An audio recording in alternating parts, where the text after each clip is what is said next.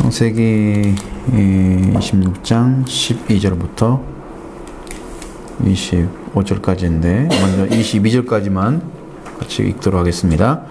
이삭이 그 땅에서 농사하여 그의 100배나 얻었고 여호와께서 복을 심으러 그 사람이 창대하고 왕성하여 마침내 거부가 되어 양과 소가 떼를 이루고 종이 심이 많으므로 블레셋 사람이 그를 시기하여 그 아버지 아브라함 때에 그 아버지 종들이 판 모든 우물을 멜고 흙으로 메웠더라. 아비멜렉이 이삭에게 이르되 네가 우리보다 크게 장성한즉 우리를 떠나라. 이삭이 이곳을 떠나 그랄 골짜기 장막을 치고 거기 거류하며 그 아버지 아브라함 때에 팠던 우물들을 다시 팠으나 그는 아브라함이 죽은 후에 블레셋 사람이 그 우물들을 메웠습니다. 이삭이 그 우물들의 이름을 그 아버지 부르던 이름으로 불렀더라. 이삭의 종들이 골짜기를 파서 셈 그늘을 얻었더니 그날 얻었들이 이삭과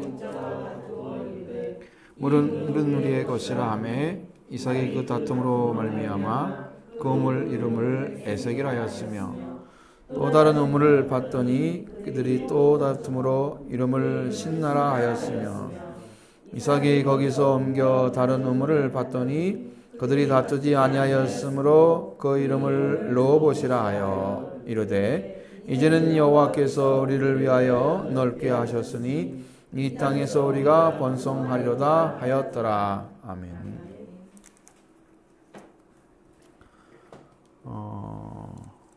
아브라함에게 이제 복을 받은 이삭이 그 복이 이제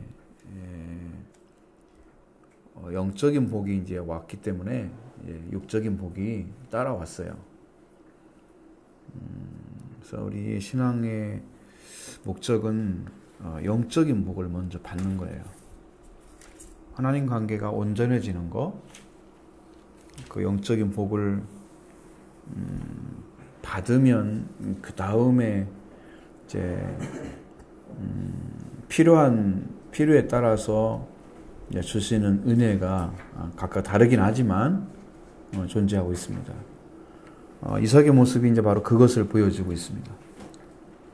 우리가 하나님 없이 하나님과 관계가 깊이 온전한 관계가 아닌 상태를 가지고 있으면서도 복을 달라고 하고 그러면은 그게 기복신앙이 되는 거예요.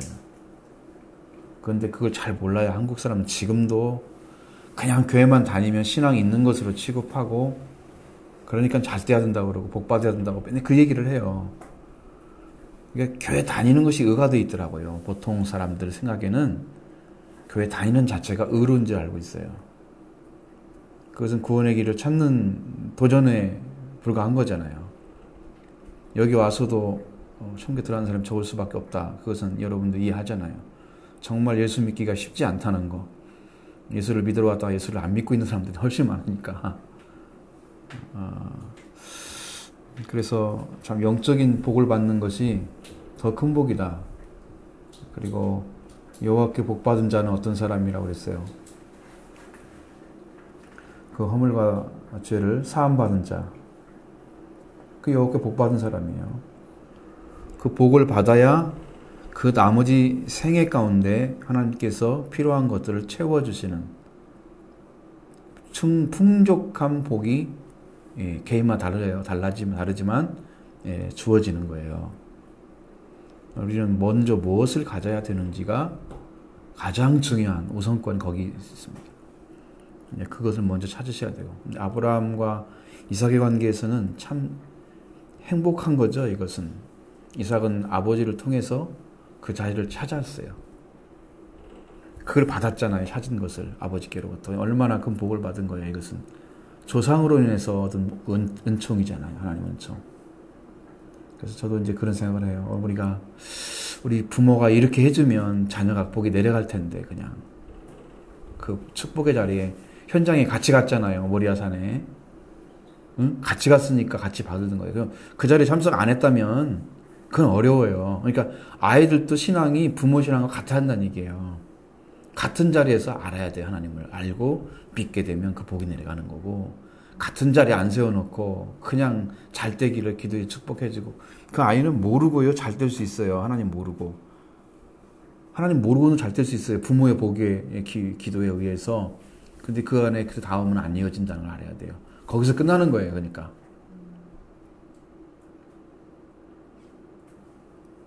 이것은 참 축복은 이거예요. 그래서 이삭이 이렇게 이제 복을 받는 비결들을 뭐 따로 만들어진 건 아니죠. 없습니다. 그런 것은 매뉴얼이 있는 것도 아니고요. 하나님 관계 안에 아버지를 통해서 들어가는데 아버지가 순종함으로 이루어진 거잖아요. 할례에 대한 순종이고 이제 이런 것들은 부모의 해야 될 답이고요. 부모가 해야 될 답이고 자녀는 그 자리를 살아주는 거예요. 그리고 이어주는 작업을 해줘야 돼요. 우리가 우리의 생활을 통해서 예수님처럼 우리는 될 수는 없어요. 예수님처럼 십자가에 못 박히고 다시 부활하고 이건 안 돼요. 우리는. 그러지만 예수님 뒤는 따라갈 수 있어요. 신앙은 그렇게 돼 있는 거예요. 내가 예수님은 될 수가 없지만 예수님께서 그 가신 길을 같이 걸어가는 게 신앙이라고요. 그게 생명의 길이라고요. 주님은 그걸 이루시기 위해서 일을 하신 거예요. 그래서 예수님이 제자들을 키운 거잖아요. 왜? 예수님이 이루어놓으신 것은 인류의 죽음과 부활을 이루시기 위해서 죽고 부활하시는 그런 하나님만이 하실 수 있는 전적인 능력을 행하셨던 것인데 그 일을 이루시고서 제자들을 키웠잖아요. 그 제자들이 예수님이 이루신 구원을 그 부활의 소식을 증거해주는 역할을 감당하기 위해서 제자를 삼아가지고 그 제자가 그걸 전해주는 거예요. 그럼 마세테스가 뭐를 하는 거냐?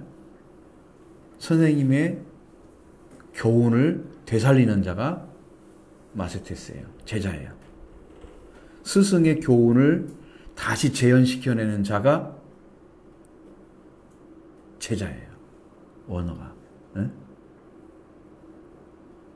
우리도 이 축복을 아브라함의 축복을 이삭이 다시 한다면 다시 이루낸다면 이게 자녀인 동시에 제자가 되는 거예요. 영적으로. 그러니까 이 이삭은 이것을 살아내야 돼요. 이 축복의 삶을 살아내야만 돼요. 그럼 어떻게 해야 돼요? 아버지께서 주신 그 복을 지키기 위해서 말씀을 지켜가야 되겠죠. 말씀을 지켜야 됩니다. 그 삶이 이삭에게는 최고 축복의 길을 지키는 최초의 사람도 에덴 동산에서 뭘 지키라고 그랬어요? 하나님께 주신 말씀을 지키라고 그랬잖아요.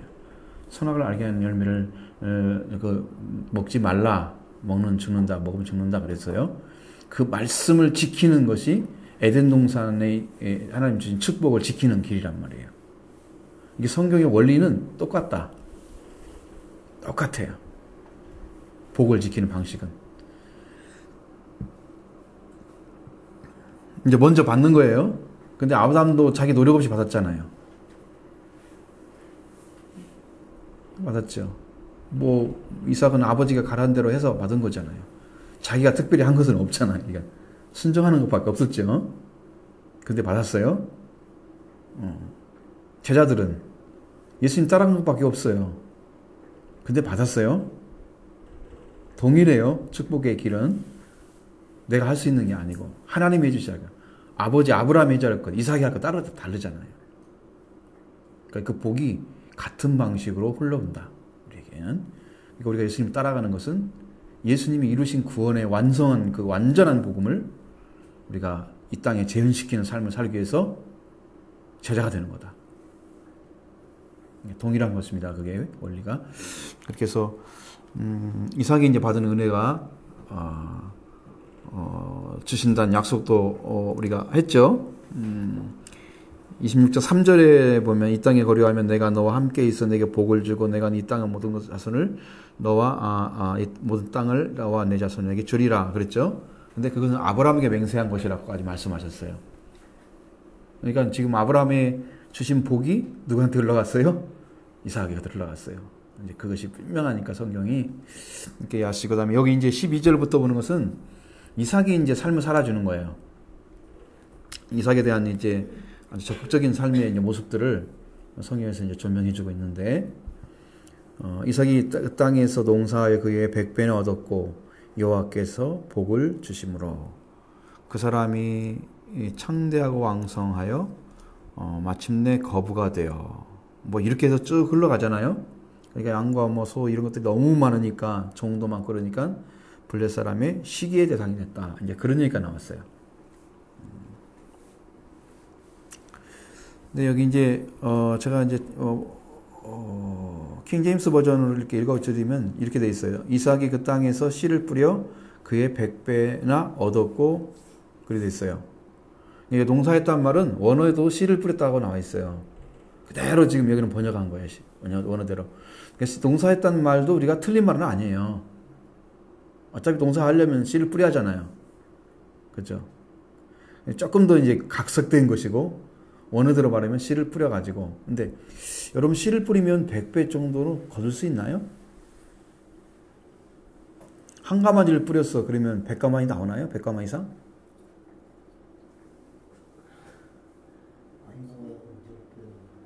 안 되죠. 절대 안 되죠. 그렇게. 그러면 어마어마한 풍년을 주신 거잖아요. 씨를 통해서. 여기서 말하는 100배가 그 100배일까요? 100배. 100. 풍성이 거뒀다는 것이 100배라. 그런 것은 아니고 원어대로 이제 실질적인 수익이 100배라는 거예요.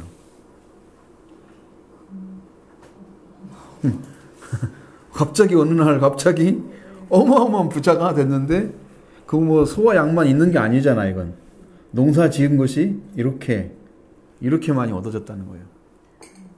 헌두러들어 나와 있어요. 100배라고.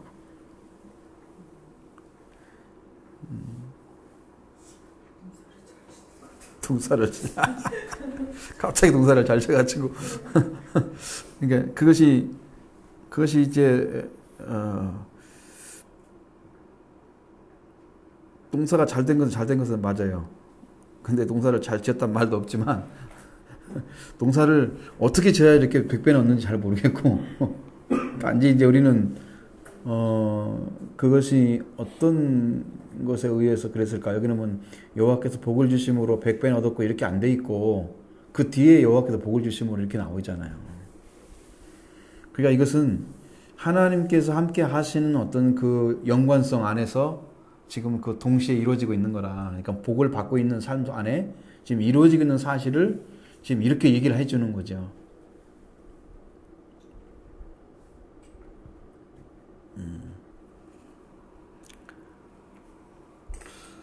여호와께서 복을 주셨다 그랬어요. 그의 100배 얻었다. 참 이것은 대단한 것이죠. 이삭처럼만 농사를 하면 이 땅에 밥 굶는 사람은 없을 거예요. 남아가지고 다 갖다 주면 되니까. 땅이 좋아야 농사가 잘 되잖아요. 땅이 좋아야. 근데 사람이 노력해서 할 수 있는 방법은 농사가 잘 되기 위해서는 하여튼 거름을 될 수 있는 걸 많이 좀 조성해 놔야 되죠. 양분 같은 거 많이 조성해 놔야 되고 또 땅이 좋아야 되고 그 다음에 기후도 잘 받쳐줘야 되고 그해. 그쵸? 뭐 비가 와야만 되는 땅이라면 분명히 비가 많이 왔어야 되고 그 다음에 이제 농산물을 해충이나 병 같은 게 있을 거니까 그것도 막아줘야 되고 조건이 오직 많아요. 씨도 좋아야 하잖아요. 그 씨가 좋은 씨앗이어야 잘 나가지고 조건이 하도 많잖아요. 근데 그 모든 조건을 다 뛰어넘도록 해주셨다는 거예요. 하나님께서. 그 모든 것들을 막아가시고 도우셔가지고 그에게 이제 그 복으로 이제 우리가 볼 때는 뭐 복 받았다 그러잖아요. 일반적인 의미의 복이죠. 물질도 풍성해지는 것도 복의 일종이에요. 우리가 나가도 복 받고 들어가도 복을 받고 이것은 복의 일종이에요. 신명기 28장에 나오는 복의 일종이에요. 그럼 어떤 사람에게 준다고 거기에 명시되어 있잖아요. 말씀을 지키는 자들이죠. 율법을.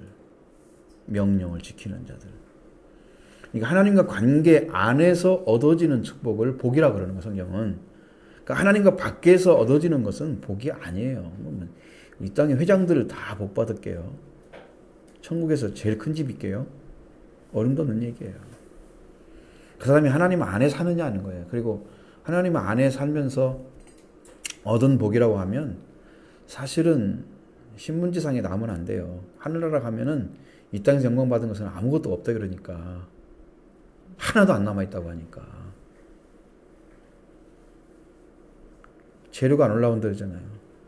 박용 목사님 그 테이프 듣는 중에 지금도 기억이 나는 게 있어요. 어떤 권사님인데 그 권사님이 딸이 셋인가 돼요. 근데 셋째 딸이 가장 그 현명하고 믿음이 좋아. 둘째 딸까지는 그 학교를 잘 가르쳐가지고 하여튼 뭐 이렇게 좋은 학교를 나오게 해서 좋은 집에 시집을 보냈어요. 근데 셋째 딸은 얘가 신앙이 좋으니까 시골에서 6명이나 데리고 사는 집사가 운영하는 교회 거기다 시집을 보낸 거예요. 어머니가. 너는 이렇게 어디다 갖다 놓고 살 거야. 그래도 그렇게 살라고. 그러니까 거기가 찢어지게 가난하죠. 얼마나 힘들겠어요. 목회자도 아닌데 삶을 살고 있으니까. 이제 어머니를 찾아와가지고 어머니 나는 언니들은 이렇게 시집을 보내고 나는 왜 이렇게 보냈어요. 어머니께 드릴 돈이 없어요. 충성하고 싶은데 어머니 효녀되고 싶은데 할 일이 없는 거야. 그러면서 뭘 돈을 조금 이렇게 어디서 갖다가 준 돈이 있어가지고 그걸 가져다가 어머니한테 드렸는데 뭘 쓰려다가 좀 남아가 드린 돈이 있어요. 그걸 가지고 어머니께 드린 거야. 그러니까 어머니 이제 눈물이 나는 거야. 이제 그 딸이 준 걸 가지고 얼마나 막 기특해. 그러니까 그걸 아끼다가 생각이 딱 난 거야. 자기 목사님 생각이 난 거야. 그래가지고 목사님 생각이 나서 시장에 갔어요. 제일 먼저 챙기는 게 목사님을 챙기는 삶이 때 그 권사님 스타일이. 그래가지고 가서 시골이니까 그때 시골은 그게 가능하잖아요. 양말하고 신발인가를 사갖고 오셨어요. 그래가지고 갖다 드렸어요. 근데 이제 그렇게 해주는 과정 속에 천사가 이제 박용규 목사님한테 얘기를 하는 거예요. 재료가 올라온다, 재료가 올라온다 3번을 얘기를 하더래요. 그러더니 이 사람이 누군가를 그 목사님한테 설명해 주는 거야, 천사가. 그러면서 세상에 나가면 이 사람 얘기는 꼭 하라고. 근데 그 사람이 내주는 돈이 큰 것이 아니라 그렇게 정말 아껴서 주님을 위해서 드리는 그 삶에 거기에 드리는 그 재료가 제일 값진 거래요. 천국에서. 제일 값지다는 거야. 그러니까 세상에 나가서는 딴 사람 얘기는 하지 말고 이 사람은 꼭 하라고 그렇게 얘기를 해가지고 그 얘기까지 다 하더라고. 너무 감동스럽더라고. 그 사람 그 얘기가. 얼마나 힘들게 살았을 거예요. 그 딸이. 그래서 눈물바람하고 갔대요. 그 돈 쫓주고. 그것이 그 가치 있는 것을 갖다가 주님을 위해 쓴다고. 그걸 한 거예요. 그 어머니는. 그 놀랍잖아요. 그걸 갖다 주고. 그래서 천국에서 가장 좋은 재료라고 천사가 3번을 외치면서 얘기하는데, 그러니까 복받은 사람이 뭐냐면은 말씀을 따라서 지켜가는 삶의 모습들이에요. 거기서 나타나요. 정말 주님 중심으로 교회 중심으로 삶을 펼치면서 주님과 관련 관계된 그 삶의 축복을 받게 되면 가장 큰 축복 받은 거예요. 이 땅에서 감사를 제일 많이 하셔야죠, 여러분들이.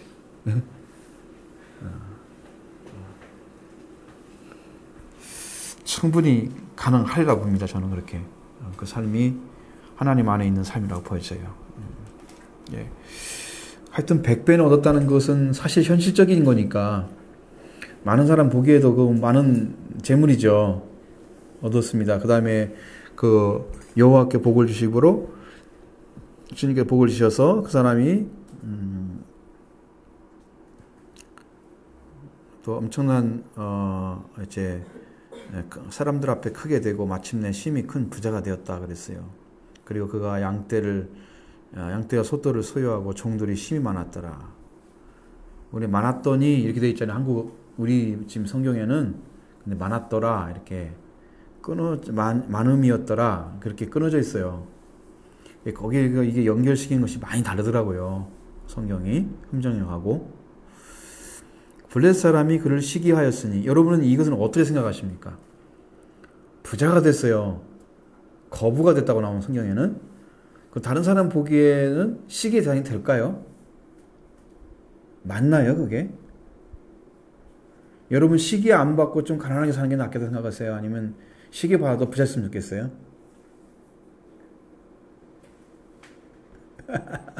말씀 안 하시는 이유가 대답 안 할 정도로 쉽다는 얘기잖아요 그게. 응? 무조건 돈이 많아야 한다는 얘기잖아 지금. 시기 받아도 괜찮으니까 돈 많았으면 좋겠다는 얘기잖아 지금. 말을 안 듣고 보니까.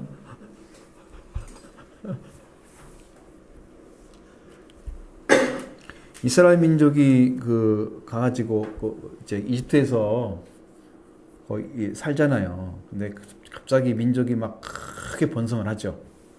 400년이 지어가면서 그 다음에 이제 요셉을 모르는 왕들이 세워지죠. 그래서 갑자기 그 나라에 살던 그 좋은 백성들의 동반자였는데 어느 날부터는 노예가 돼버리는 거예요. 그렇죠? 그러니까 막 풍성해지고 잘 되고 막 그 조선이 막 번성하니까 두려운 거야 이제 왕들이. 얘들 노예를 안 삼으면은 이들이 나중에 다른 나라 찾아왔을 때 자기 같이 쳐버리고 그 나라 차지할지도 모르니까 두려운 거야. 그게 거기서 잘 되는 게 결단코 옳은 건 아니죠.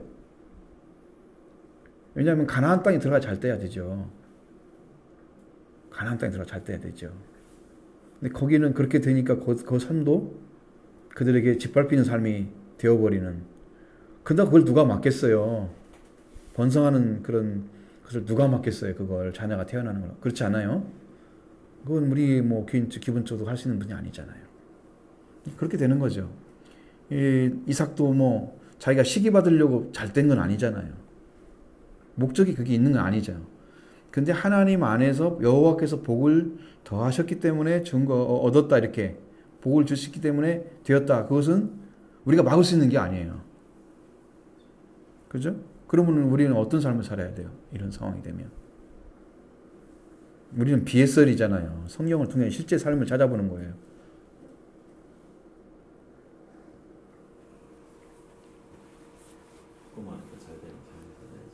어떤 삶이요? 가나안 땅에 들어가서 잘 되기 위해서 아하. 신앙 안에서 잘 되기를. 그러니까요. 이게 참 이게 아주 심각해요. 시기를 받으면서 먹고 내가 그럴 줄 알고 지금. 복음 욕심이야 잘 되기를 바랄 수 원치 않는. 네. 근데 이삭의 입장은 다르잖아요. 이삭은 지금 아버지의 복을 지금 이어받은 존재이기 때문에. 근데도 불구하고 시기가 세상이 대상이 됐어요. 시기 한 사람이 잘못한 건가요? 아니면 시기 대상이 안 돼야 되나요, 우리가? 복 주셔서 잘 사는데 잘 못 살 이유는 없잖아요. 일부러 잘 못 살기 더 힘들지 않아요?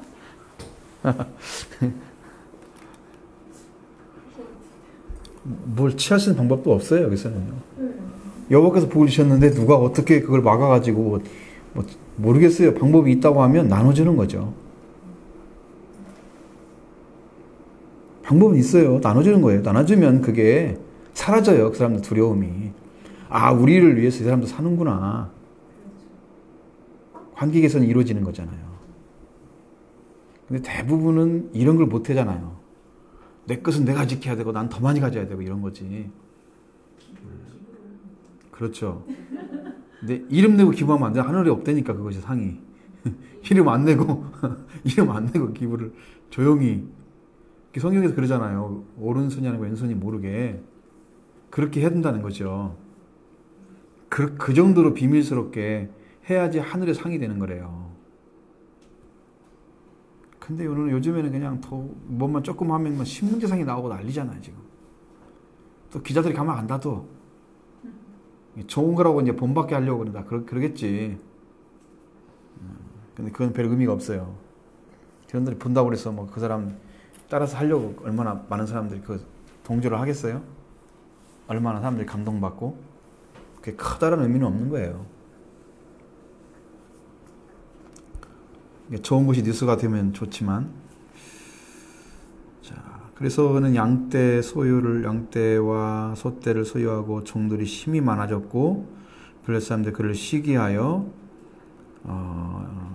그의 아버지 아브라함 시대에 그의 아버지의 종들이 판 모든 우물을 그들이 막고 흙으로 메웠음이었더라. 메웠대 벌써.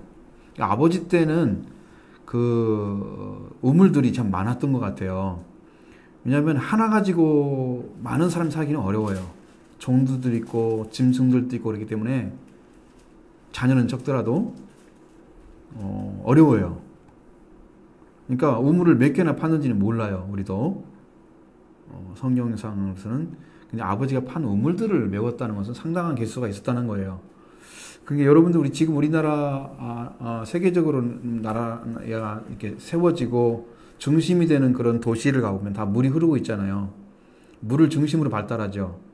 그러니까 여기는 뭐 바다 이런 게 없잖아요.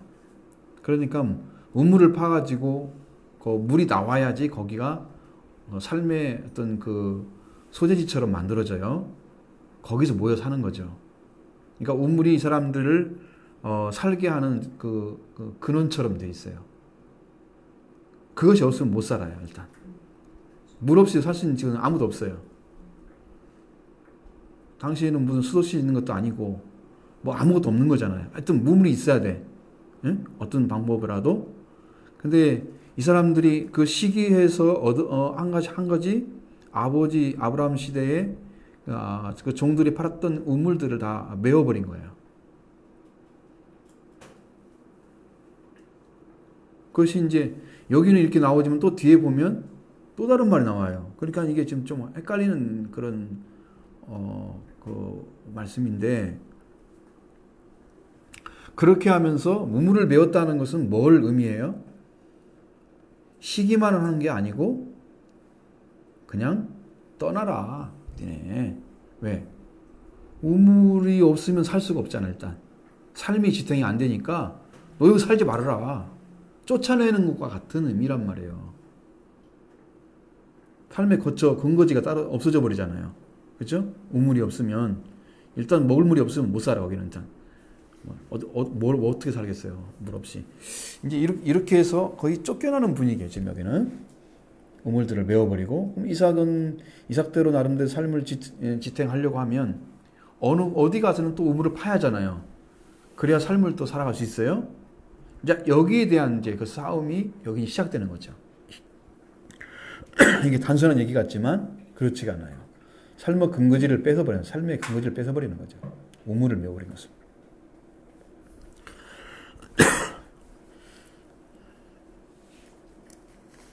이제 그래서 이제 아비멜렉이 이삭에게 이르되 네가 우리보다 크게 강성한즉 우리를 떠나라. 그래서 얘기하는 거죠. 자, 이런 상태에 우리보다 강성하면 이삭이 좀 힘이 더 셀 것 같은데, 우리보다 크게 강성하다고 그랬으니까 이삭이 제압할 수도 있을 것 같은데 좀 해가지고. 근데 이삭은 그렇지 않아요. 안 싸워요. 그게 하나님의 사람의 모습이 나타나요. 여기서 이삭이 그것을 떠나서 그랄 골짜기에 장막을 치고 거리하면서 또 뭘 해요? 아브라함 때 팠던 우물을 다시 파기 시작해요.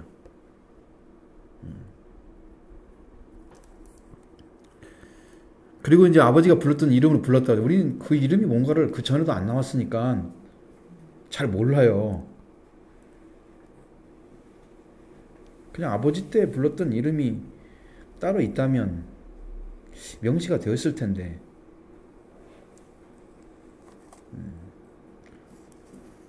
엘림이나 뭐 이런 것은 이미 익히 샘처럼 만들어진 곳이에요. 거기는 판 것이 아니에요. 정렬하면 70그루가 있고, 지금도 그게 거기 가면은 있어요. 지금도 이 샘이 있어요. 엘람이라는 것이.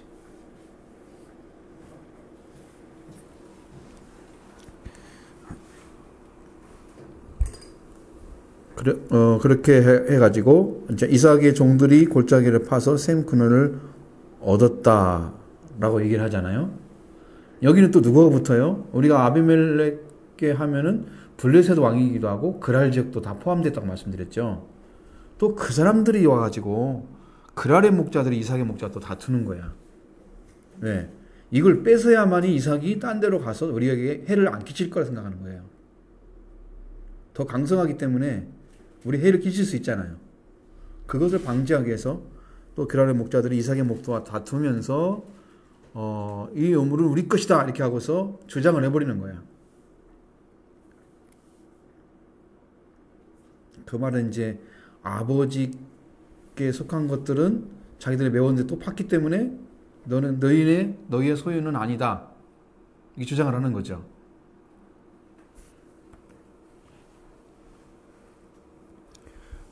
그래서 이제 다퉜다 그런 말을 썼어요. 에색이라. 그래서 우물의 이름을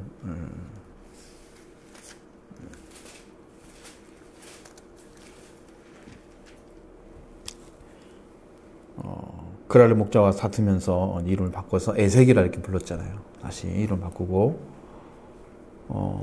그렇게 주장하니까 또 다른 우물을 팠어요. 그들이 또 다투는 거예요. 쫓아다니면서 자기 거라 주장하는 거죠, 지금. 여기는 얼마나 더 세게 싸웠겠어요?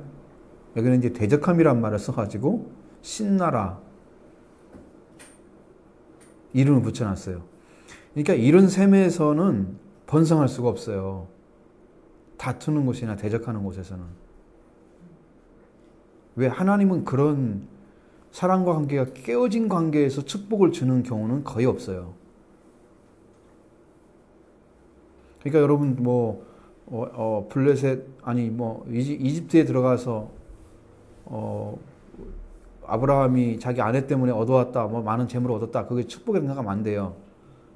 에? 하나님이 그를 보호해 주는 거죠. 그러면 그 전에 이미 축복 다 받았게요? 그죠? 그건 모리아서 하니 별거 아니겠죠. 축복 아닙니다, 그거. 이게 올바른 관계 안에서 되어지지 않는 것은요, 축복이라 볼 수 없는 거예요. 그래도 괜찮아요? 그냥 막 돈만 많으면 돼요? 이것도 괜찮아, 저도 괜찮아. 그러니까 일단 많았으면 좋겠어요? 이것은 아니라는 거. 성경이 말씀하시는 복은 절대 아니다. 관계가 올바르지 않은 것은요, 이게 왜 그렇게 되냐면은 성경의 원리를 여러분 잘 아셔야 돼요. 안 되는 이유가 있어요, 거기가.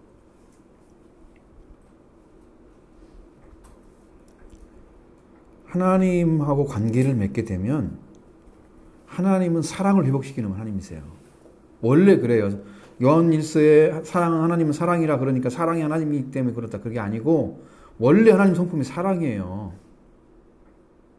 거기만 나온 게 아니고. 그러면 하나님을 제대로 만나게 되면 이웃관계가 평화의 관계가 만들어지게 돼 있어요. 근데 그 삶을 안 살아주면서 하나님을 만난 사람이 평화의 관계를 못 만들었다 생각해 봐요. 하나님 만났다고 하고 만났는데 불구하고 안 만들어졌어요. 이것은 하나님의 사랑으로 살아가지 않은 거예요. 하나님으로 산 게 아니에요. 자기가 산 거예요. 올바른 관계가 아닌 사람들은 복을 줄 수가 없어요. 복이 거기에 임하지 않아요. 하나님께서 그 가운데 일하지 않습니다.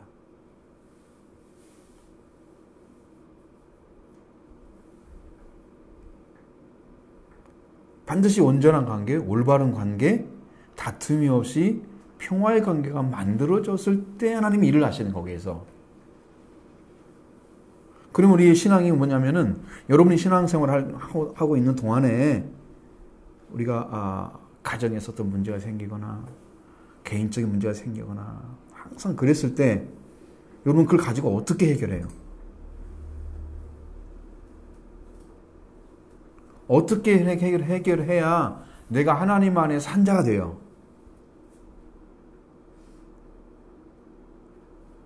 어떤 방식에, 그럼 결론이 어떻게 나와야 되고, 어떻게 해결해야 돼요? 해결하는 방식이.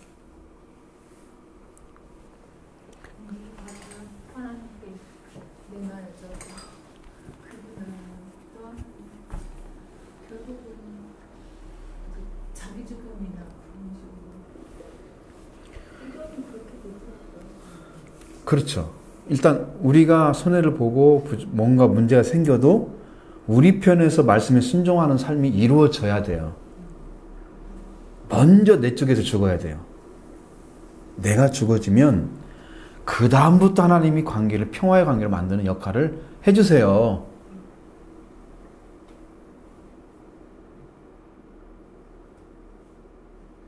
나는 안 죽고 그 사람이 먼저 되기를 바라고 저놈이 나쁜 놈이라고 이러고 있으면 100% 실패합니다. 예를 들어서 여러분이 억울한 일을 당해도 여러분이 가서 해결을 해야 돼요. 회개를. 왜 그런지 아시죠? 지난번 말씀드렸을 텐데 왜 회개를 해야 된다고 그랬어요? 아, 원리를 모르시는구나. 모르는구나, 그걸. 자, 내가 억울해요, 그러면. 그래서 회개를 했어, 주님께 가서. 응? 그럼 나한테 어떤 마음을 주시겠어요, 주님께서? 사랑하고 용서할 마음을 주실 거 아니에요. 관계 회복될까 안 될까요? 돼요. 그 일을 안 하고 저놈이 잘못했으니 나한테 오면 내가 용서해 줄게. 이것은 관계 회복될까요? 그 말씀이 공감이 그래서 그렇구나 이게 딱 생각이 드는데요. 악한 사람은 하나님의 것이 하나도 없죠. 때문에 악한 건데 결핍돼 있어요. 그렇죠. 사람하고 대적해서 싸우면 하나님 것을 가진 사람이 다 뺏긴다는 거예요. 그럼요. 아무것도 아니에요. 그것은요. 네, 그 악한 사람을 대적하지 말고 선으로 악을 이기려면 하나님의 것으로 충분히 한 사람. 그렇지, 가야죠. 네, 그 사람한테 그 사람을 불쌍히 여기는 마음으로 가야 그 악한 사람을 이긴다는 거예요. 그렇죠. 선을 이기는 거죠. 그래서 선이 악을 이기는 게 예. 그런 거구나. 이 원리가 거기 돼 있어요. 그래서 거기에서 좀 이해가 되더라고요. 난 막 그 서로 대적할 때 나도 악한 사람이었구나. 동일한 자리에 섰어. 그 지난번 설교 때 말씀드린 내용이 있어요. 거기에 악한 자를 대적하면 나도 똑같이 타락한다. 그 자리로 떨어진다. 그렇죠. 나는 아무것도 안 받은 사람처럼, 하나님께 은혜 안 받은 사람처럼 살아가면 똑같은 자리에 떨어진다. 그 사람도. 그러면 같이 멸망하는 거예요. 그러니까 회개를 한 사람이 가서 화해를 먼저 하는 거예요.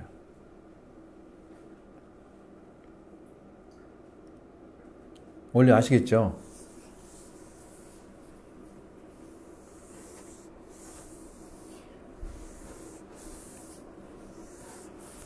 잘 이해가 안 되시면 다시 빨리 질문을 하시라니까. 같이 끝까지 가야 된다니까 우리는. 응? 끝까지 가야 돼요. 이 말씀의 자리는 그렇게 돼 있어요. 그걸 이해 못했을 때는 되게 억울하고 분명히 속 터지죠? 네. 미치고 한참하고 팔짝팔짝 뛰겠더라고요. 이제 내가 그런 자리에 있었구나. 알고 못하는 이제 내가 하나님 것으로 채워지지 못한 게 정말 회개를 해야 되는구나. 그렇죠. 넘치게 있지 않으면 용서할 수가 없어요. 내 안에 은혜가 넘치게 있어야 용서할 수가 있어요. 그 마음을 주님 찾는 거예요. 그 생명을 대신해서 기도하는 것도 똑같아요. 원수를 축복하라. 축복이 바로 나와요? 사랑하는 마음이 회복돼야 나오죠. 그러니까 회개를 하는 거예요. 그 생명을 대신해서. 주님, 어떡해요? 저 생명 죽습니다. 주님, 제가 잘못했어요. 저를 사랑해야 되는데 똑같이 원수 자리에 섰습니다. 나를 깨트려야 되죠. 내가 죄인입니다. 하고 냈더니 내려가는 거죠. 그래서 자기 자신이 완전히 내려지고 그 다음에 주님의 하나님의 은혜로 다시 채워지고 사랑으로 채워지면 그걸 가지고 가는 거예요. 회개가 다 답입니다. 천국에 들어가는 걸도 회개밖에 없어요. 회개를 통해서 믿음이 오는 거예요. 회개하지 않는 믿음은 자기 의가 중심이에요. 내가 예수를 믿고 예수님 구주라는 걸 믿어 확신해 그렇게 가는 것은요 자기가 믿는 거예요. 주님께 들어가서 내가 이렇게 이런 죄인데 하나님 나를 받아주시 용서달라고 주님의 은혜를 받으면서 거기 안에 주를 만나면 그 믿음이 딱 형성되면 주격을 받게 되면 그 믿음은 진짜가 되는 거죠.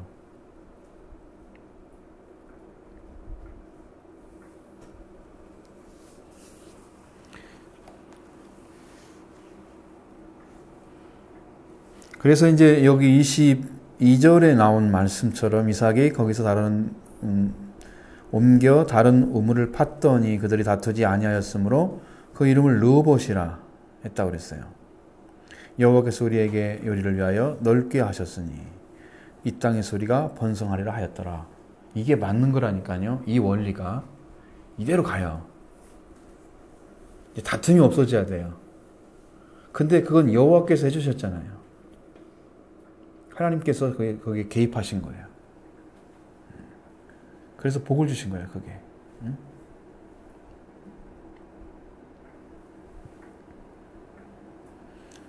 이건 여호와께서 우리를 위해서 자리를 마련해 주셨다 이렇게 돼 있어요.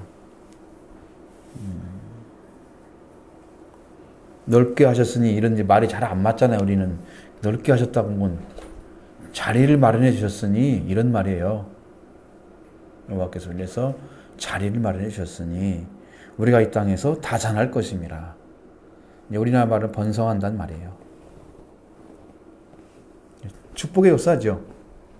그렇습니다. 이렇게.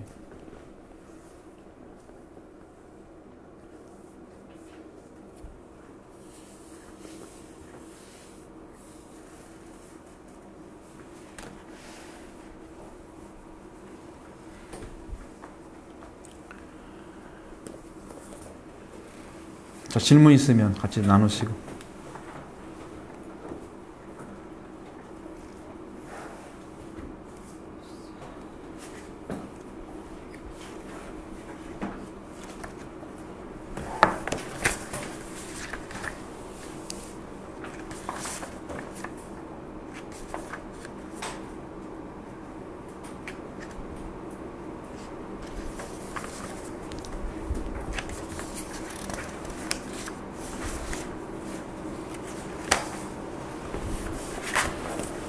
자, 없으시면 이제 212번.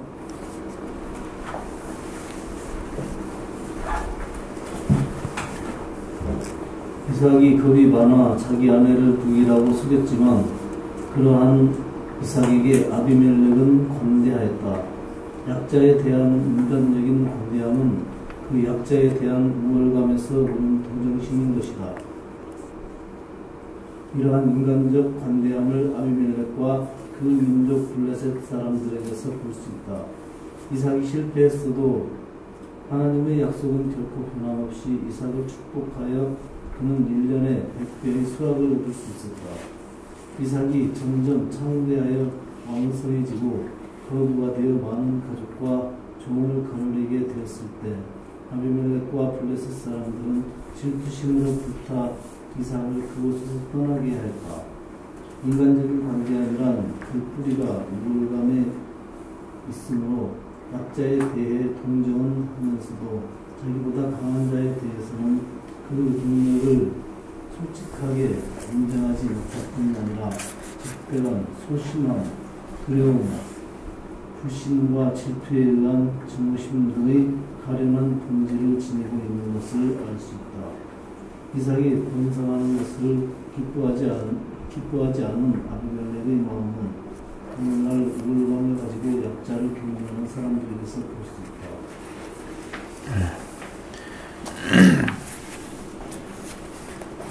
아비멜렉이 가질 수 있는 어떤 그런 부분이라고 볼 수 있는 부분이 뭐 우월감이다 그런.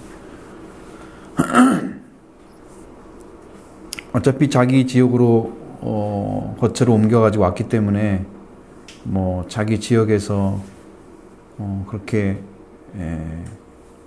자기 아내를 속이고 이 정도로 약한 자리에 있는 건 사실이죠. 확실하게 보여지는 부분은 이삭이 약자에 있는 자리는 분명해요. 그런데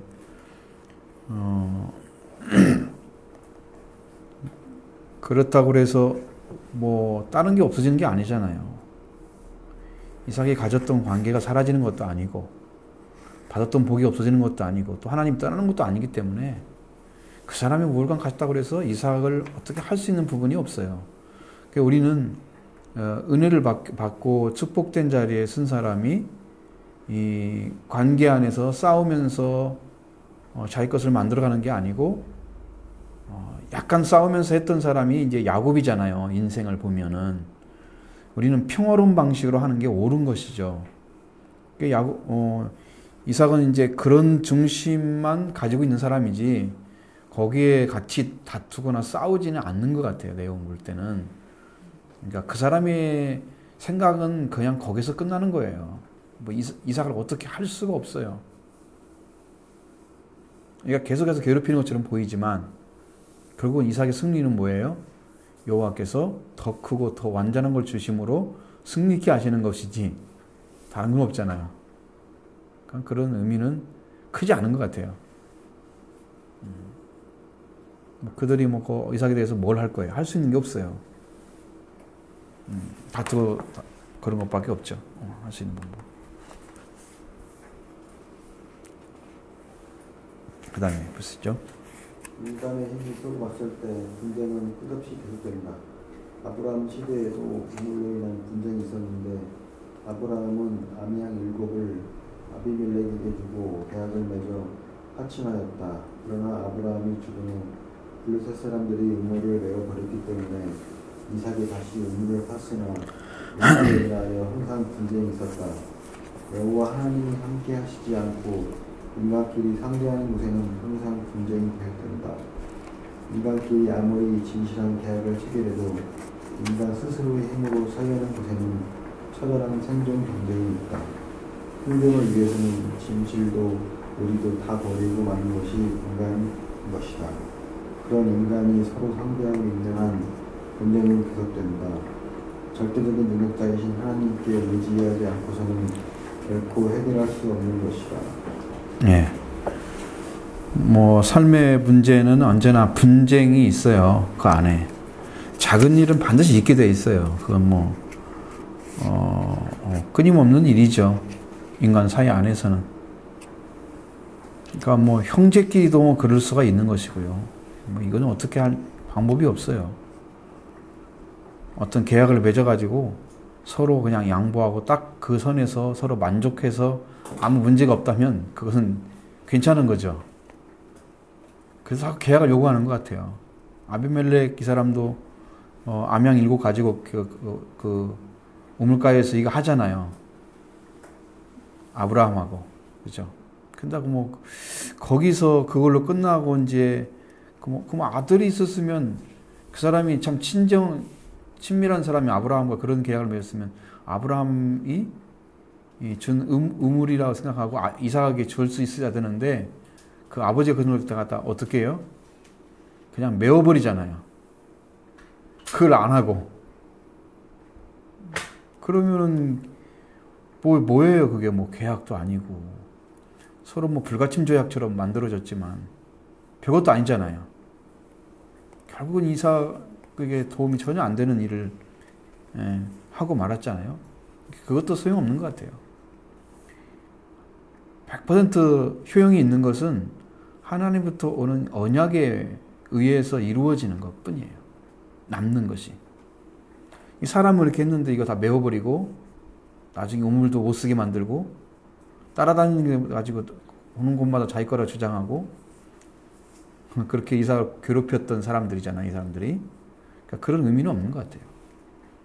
우리는 가진 자로서 더 많은 것을 얻은 자로서 삶을 더 풍족하게 살아가는 데 있어서 풍성한 것으로 나눌 수 있는 자리까지 가는 게 최선인 것 같아요.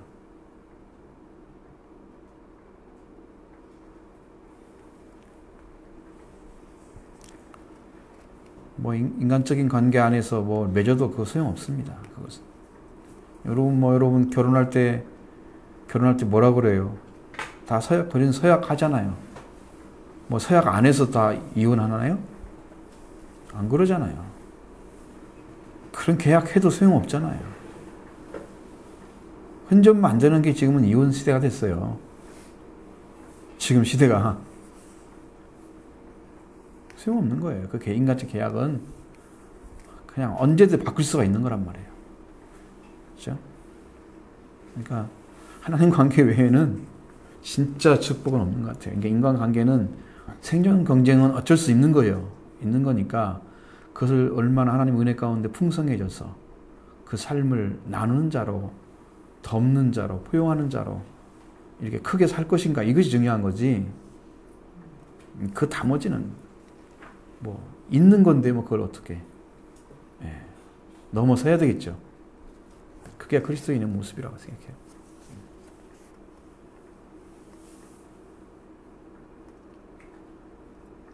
여기는 한 번에 이렇게 많이 해버렸네요.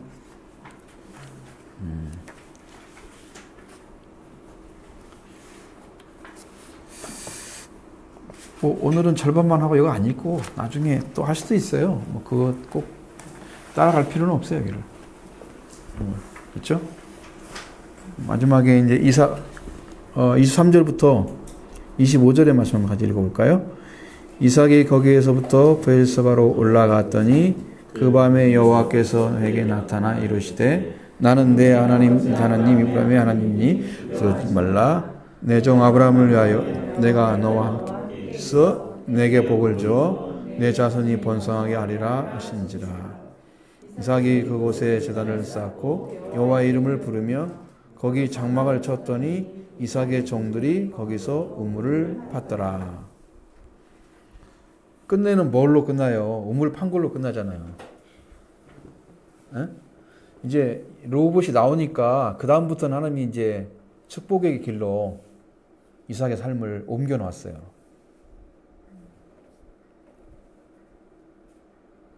여호와께서 좋은 자리를 마련해 줬잖아요. 넓은 자리를 그렇게 만들어 주시고 자기가 지금 얘기를 하는 거잖아요.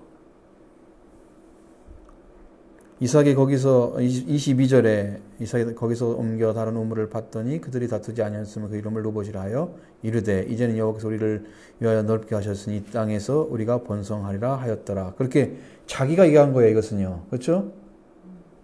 이삭의 얘기예요. 하나님이 약속한 게 아니란 말이에요. 이것은.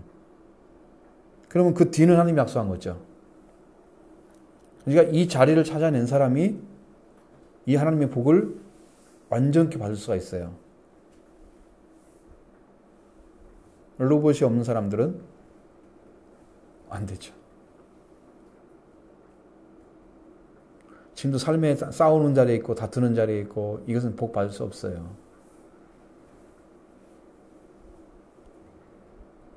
여러분의 풍성하게 나눌 수 있는 자리까지 영적으로 나가셔야 돼요. 그래야 이제 비로소 하나님이 그에게 복을 주시는데, 근데 거기서 이삭이 여기서부터 브엘세바로 올라갔더니, 자 이거 이제 끝나고 이제 올라갔잖아요. 브엘세바로. 과거에도 아버지 살았던 곳이잖아요. 근데 그 밤에 여호와께서 그에게 나타나서 말씀하시니 나는 네 아버지 아브라함의 하나님이니 두려워하지 말라. 그 전에가 사실 더 두려웠을 거 아니에요. 파면 또 메꾸러 오고 파면 뺏어가고 파면 뺏어가고 이런 삶이 두려우지 않았겠어요? 근데 그것을 이삭이 자기 자리를 삶으로 지켜가는 그 삶으로 쭉 나가면서 그는 절대 다투지 않고 끝내는 로봇을 얻어냈잖아요. 그러니까 이제 하나님께서 보시는 거예요. 그 삶을. 여러분의 삶은 하나님이 여러분이 어떻게 순종하는가를 무기를 달아본다는 걸 아셔야 돼요.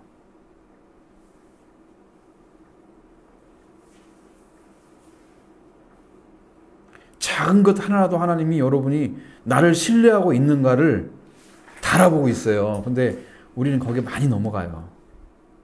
그래서 하나님 나를 신뢰하지 못하도록 하니까 복을 받지를 못해요. 어느 순간까지 좀 따라가다가 그냥 말아요. 하나님은 그 끝을 보면 복을 딱 주실 텐데 그걸 갖지를 못하는 거예요. 그 축복을.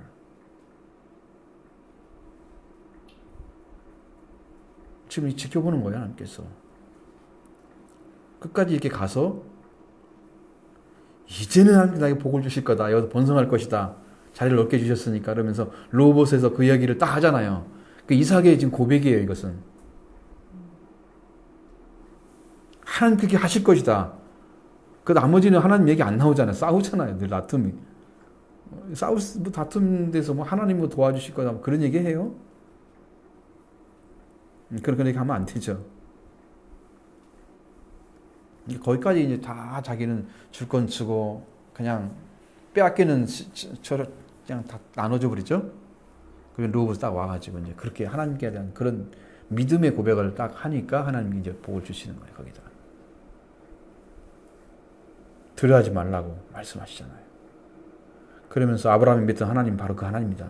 내가 네 아버지 바로 아브라함 하나님이다.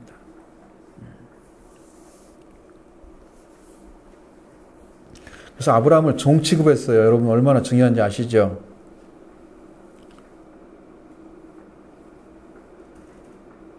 종만이 주인의 뜻을 쫓아 행할 수 있는 사람이에요. 100% 순종하는 거예요. 종은.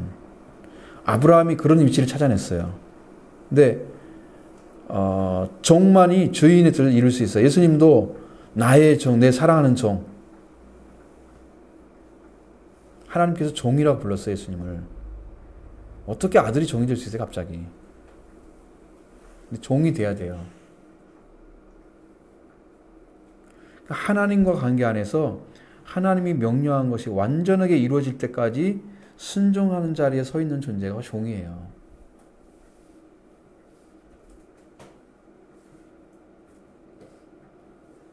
그 종의 위치를 찾아낸 사람만 하나님 뜻을 이루어드릴 수 있어요.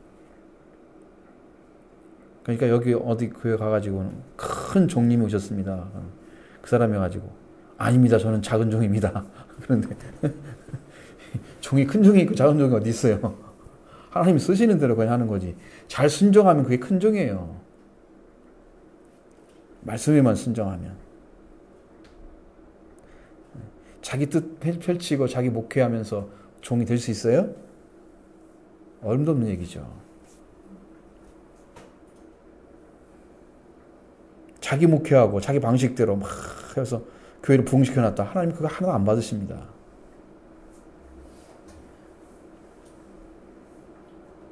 그 중에는 충성된 사람도 있겠죠.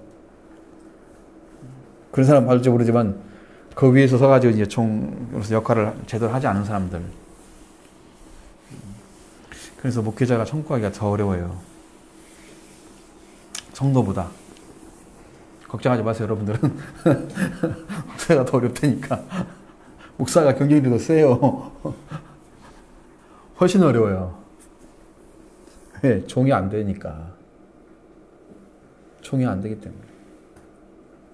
아브라함은 이뤘어요, 그걸요. 이미 다 끝났잖아. 죽었는데 뭐. 종으로 이루어졌어요. 그러니까 얼마나 하나님께 충성된 자로 끝내는 섰는지를 보여주는 말씀이에요.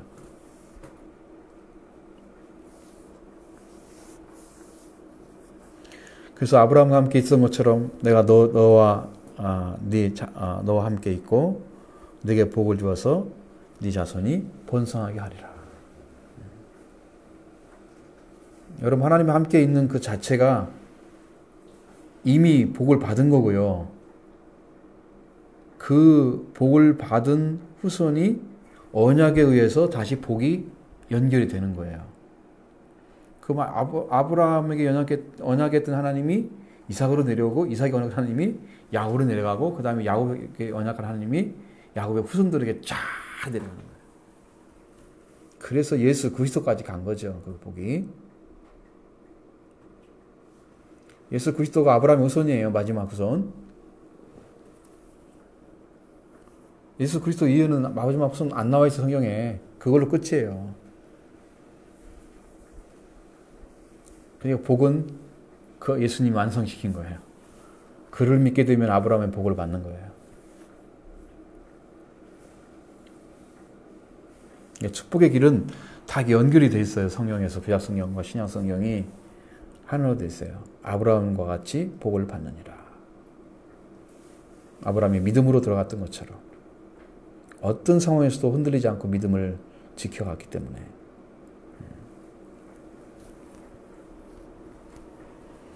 자, 이렇게 되니까 이제 이삭의 심령에서 뭐가 이제 태어나기 시작해요? 하나님을 탁 경배하고 싶은 마음이 생긴 거예요. 약속을 딱 받으니까.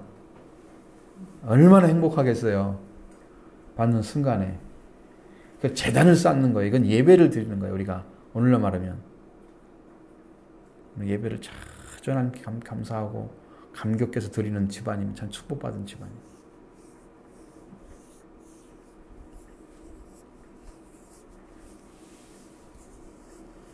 그리고 여호와 이름을 불렀다고 그랬어요. 아브라함이 언제 불렀어요? 맨 처음에. 하나님의 여호와 이름을 불렀던 시절이 가나안 땅에 들어간 다음에. 그렇죠? 바로 불렀어요. 그가 소망이 된 거예요, 이제는. 여러분. 그의 이름이 불렀다는 것은 그에게 참 소망이 된 거예요. 하나님이. 그래서 그 외에는 다른 분이 없는 것을 아는 사람에게 소망이 되어주는 거예요. 그렇게 되면요, 정말 만족합니다. 그 신앙은 정말 만족하기 때문에 안 내리고 싶죠, 거기서. 너무 좋아요, 너무 좋아. 여호와 이름을 부르는 자, 구원을 얻으리라 약속되어 있잖아요. 소망이 생겼어요. 뜨거운 소망이.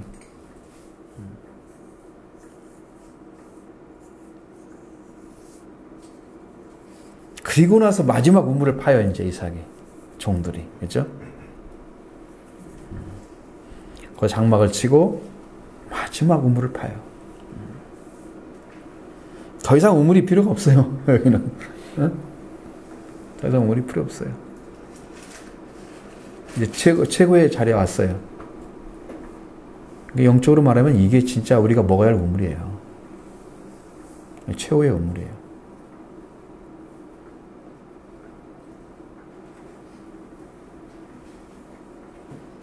깊고 깊은 곳이고 넘치는 은혜 가운데 있는 것이고 약속의 말씀이 있는 것이고 하나님을 소망 삼고 그분만을 위해 살기로 중심이 세워진 최고의 장소, 그곳에 와서 이제 장막을 치잖아요.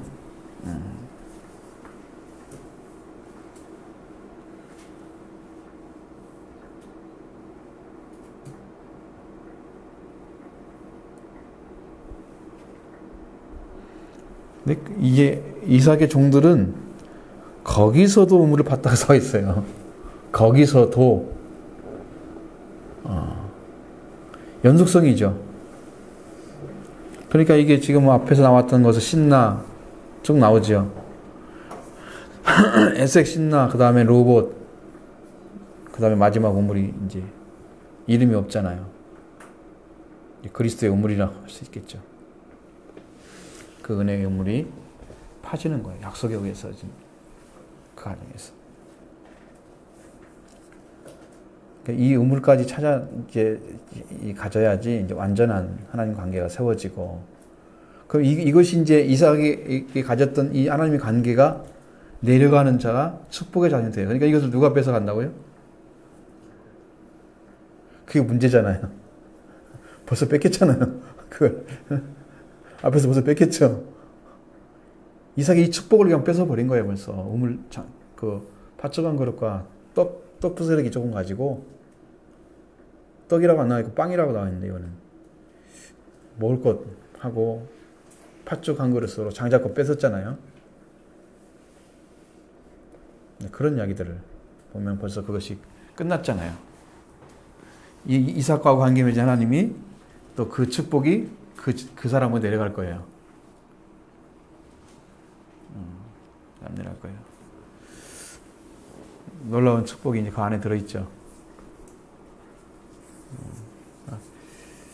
참, 우리는 이제 그 자손으로 태어난 사람들이 아니기 때문에. 근데 우리는 얼마나 조건이 있어요. 성경에서 이미 말씀하시는 말씀이 다 있고, 그 다음에 그걸 볼 수 있는 말씀이 지금 밝혀지고 있잖아요. 우리 하나님 안에 형제 복음도 나왔죠. 그 다음에 사랑의 완성되는 것이 오순절을 찾아냈죠. 주의 형제, 오순절, 사랑의 완성. 초막까지 다 왔어요. 초막절까지. 새하늘과 새 땅, 그리고 새 예루살렘. 완성된 복음이 다 왔어요. 이미 주의 보좌까지 다 내려왔으니까. 축복이 지금 다 왔어요.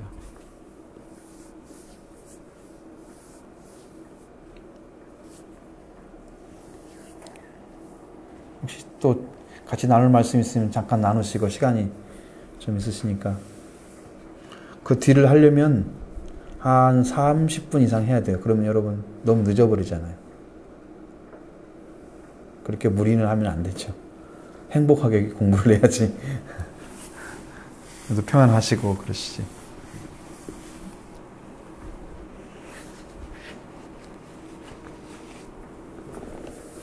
이 시대에는요, 우물을 하는 게 굉장히 어려운 그렇죠. 거잖아요. 여건이. 네. 잘도 파요. 그래. 아니, 웃기는 거지만 항상 아브라함 그러고 가면은 우물 파고 가면은 또 그거 뺏기고 또 다른 데 가서 또 파고 또 뺏기고 막 이러잖아요. 이런 작업들을 하잖아요. 그러니까 그만큼 우물이라는 게 굉장히 소중한 건데 삶의 어떤 근원지잖아요. 그렇죠. 삶의 터전. 그리고 참 하나님이 인도해 주셔서 그런지 몰라도 하나님의 사람들이라 우물을 잘 판다니. 진짜 영적 우물이 그리스도이기 때문에 예, 그게 나와야죠. 나중에는 수가성 여인이 그 가지고 나오잖아요. 물 마시러 나오잖아요. 동이를 가지고. 그 내가 주는 물을 마시면 영생으로서는 샘물이 날라. 근데 이제 그것도 그렇지만 예수님이 그 전에 얘기하잖아요. 내가 물 달라 그러니까 당신이 유대인인데 왜 나한테 물 달라 그래요? 막 그러고 이제 얘기하잖아요. 그러니까 내가 누구이며 물을 주는 자가 누구이며 내가 하나님이 누구인지 어떤 걸 가지고 계신지 내가 누군지 알면 네가 나에게 물을 달라서 내가 널 줬을 것이다. 그 얘기 소망을 주잖아요. 우물 얘기가 지금 여기서 바로 나오는데 바로 연결이 돼요. 근데 주님이 물을 줘야지. 그 우물에서 물 아무리 줘봤자 그거 먹고 다시 목마른 물이에요. 참 우물에 나오는 그 영생수를 먹는 사람이 하나님 나라와 연결된 사람이거든요. 영적으로. 그 사람은 영생수를 가지고 있어요. 예수님은 하나님께로 원자기 때문에 생명수, 영생수를 가지고 있는 거예요. 그러니까 예수님이 주는 물을 마셔야 돼요. 그러니까 100%. 거기밖에 영생을 얻을 수 있는 길이 없는 거예요.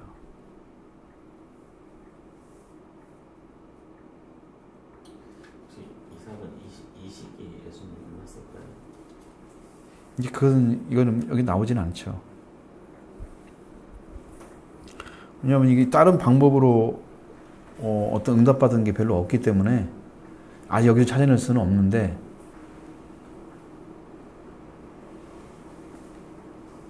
근데 역시나 우리가 은혜 받고 하나님의 축복의 자리에 들어가는 것은 그리스도가 계시지 않고는 못 들어가요. 죄인들은. 아브라함도 예수님 봤어요. 이삭도 역시 예수님으로 들어가야 돼요. 이게 복을 받는 길을 죄인은 못 받아요. 복은. 죄인에게 복 준단 말은 성경에 안 써 있어요. 말씀을 지키는 자, 돌아온 자를 얘기하는 거거든요. 지킨다는 것은 말씀 때문에 죽고 살 수 있는 자리에 쓴 자를 얘기하는 거니까 지킨다고 하는 것은 다르죠. 돌아온 사람들 지키는 거지. 하나님도 안 믿는 사람이 지킨다고 하는 할 수가 없어요. 그 사람들은. 그러니까 이미 돌아온 사람이 지키는 거잖아요. 말씀을. 그래서 하나님 복 주겠다고 약속한 거잖아요. 죄인은 받을 수가 없어요. 하나님의 복을.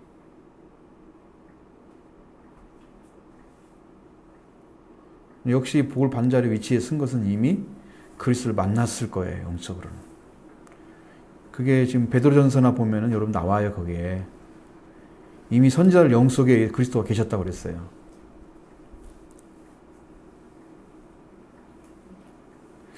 그것까지 여러분 하기 힘들잖아요, 지금. 역시 이제 그게 있다는 것을. 그래서 선지하신 예수 그리스도니까 창세전에 이미 계셨어요, 그리스도는. 성경에 보면. 에베소서 나오잖아요. 창세전에는 그리스도 안에서 너를 예정하사, 창세전에 이미 멸망까지 다 내다보신 거죠. 그러면 어떻게 구원할 것인가 대책 다 세워놓으신 거예요, 하나님께서는.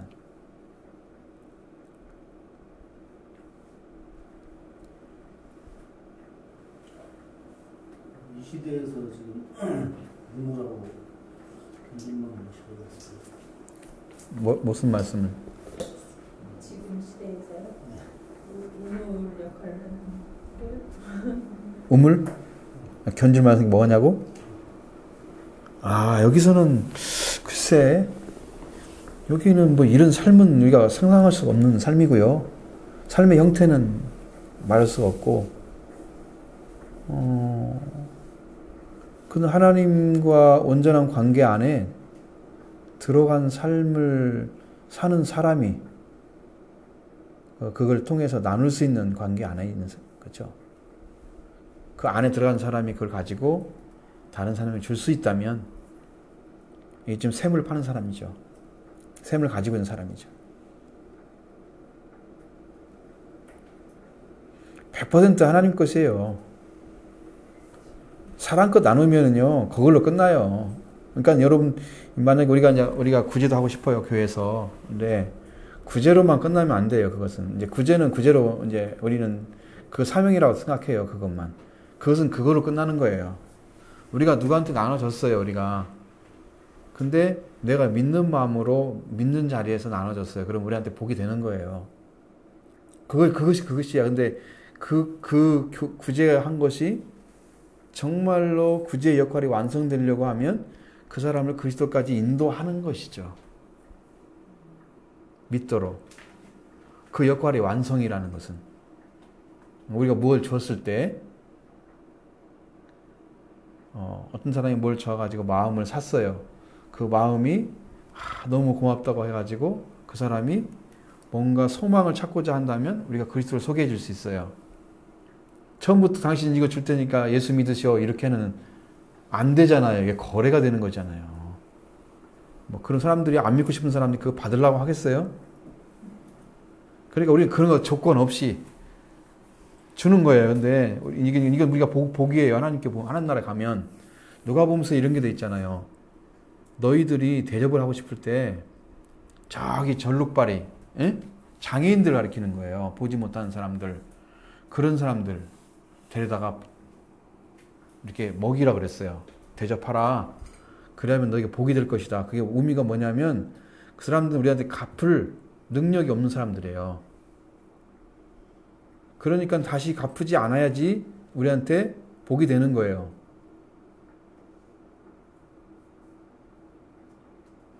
다시 갚아버리면 아무것도 아니에요. 그게 제로 상태가 되는 거야. 에? 그러니까 뭐 여러분 학원 있는 대로 대접하면 더 잘하는 게 뭐가 있어요? 죄인 그렇게 한다고 그랬잖아요. 그렇죠? 대접하는 건 다 할 수 있어요. 내 친구가 부자고 나도 부자야. 그게 서로 동료가 됐어. 나도 합원 사고 그래. 다 할 수 있어요. 이것은요. 그렇잖아요? 그럼 아무 의미 없는 거란 말이죠. 그것은 서로 사귐에는 의미가 있지만 사귐에는 의미 있죠. 개인적으로는. 아닌가. 성령 안에서 하고자 하는 얘기가 아니라는 거예요. 그것은. 누구나 할 수 있다는 얘기야. 그것은. 그렇지 않은 걸 지금 찾고자 하는 거니까 우리가.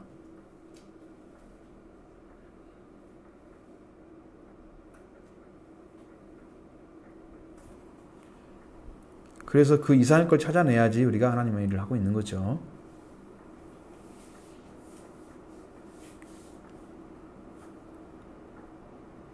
그 뭐가 있을까요? 그런 것이? 그 이상의 걸 찾아낼 수 있는 방법이?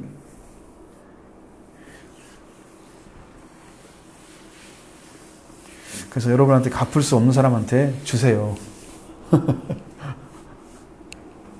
그러면 하늘에 상이 있을 것입니다. 예수님 만났던 아주 영생을 어떻게 했습니까? 물어보는 그 청년이 그러잖아요. 가난한 자들에게 자기 재물을 팔아 줘버리라. 그럼 하늘에 보화가 있을 거다 분명히 얘기하고 예수님이 그리고 나를 따르라 그랬어요. 그럼 영생 얻는다는 거예요. 가난한 자라는 의미는 거기에서는 자기에게 도로 줄 수 없는 사람들.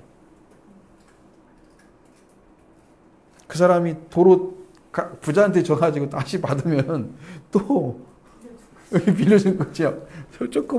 조금 그냥 순고만 없었다가 다시 또 주는 거잖아. 받는 거잖아. 이런 의미가 아니고 받을 수가 없는 사람들. 사실은 그게 진짜 구제의 의미고요. 그게 하늘의 상이 되는 거예요.